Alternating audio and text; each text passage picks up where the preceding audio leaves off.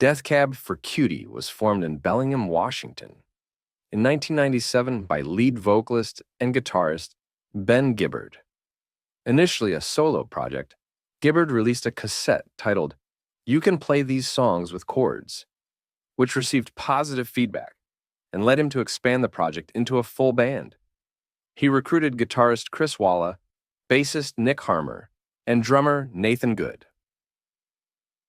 The band released their debut album, Something About Airplanes, in 1998 under Barsook Records.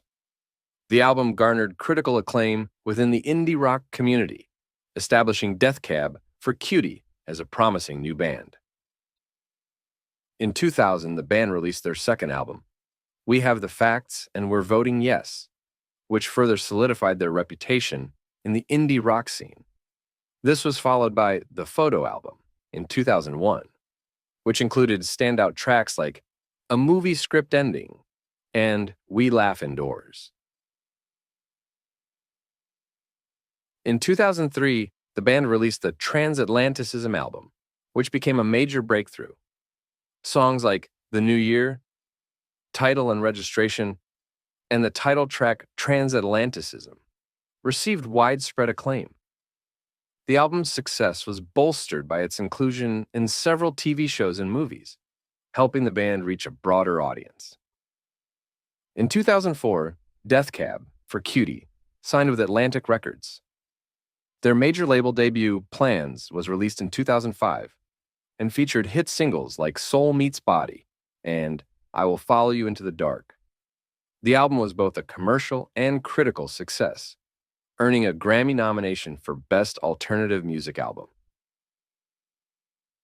In 2008, they released Narrow Stairs, which debuted at number 1 on the Billboard 200. The lead single, I Will Possess Your Heart, received significant radio play and critical praise. The album marked a darker and more experimental turn in their music, showcasing their ability to evolve while maintaining their core sound.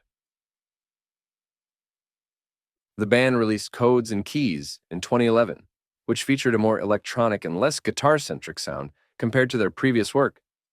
The album received generally positive reviews and earned a Grammy nomination for Best Alternative Music Album. In 2014, Chris Walla announced his departure from the band, marking the end of an era. Despite this, the band continued to work on new music, with Walla contributing to their next album before officially leaving. In 2015, Death Cab for Cutie released Kintsugi, their last album featuring Walla. The album was well received with singles like Black Sun and The Ghosts of Beverly Drive, highlighting their continued relevance in the indie rock scene. In 2018, the band released Thank You for Today, their first album without Walla. The album featured a more polished and pop-oriented sound, with singles like Gold Rush receiving positive reviews. In 2020, the band released the Georgia EP, a charity release to support voting rights, which featured covers of songs by artists from Georgia.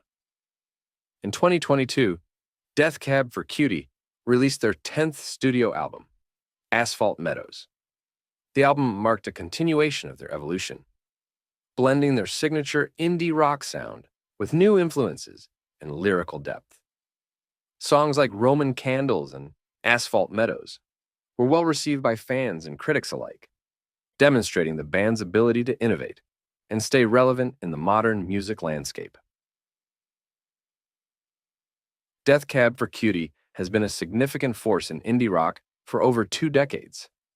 Their ability to evolve while maintaining a distinctive sound has earned them a dedicated fan base and critical acclaim. With introspective lyrics and a knack for crafting memorable melodies, they have left a lasting impact on the music landscape.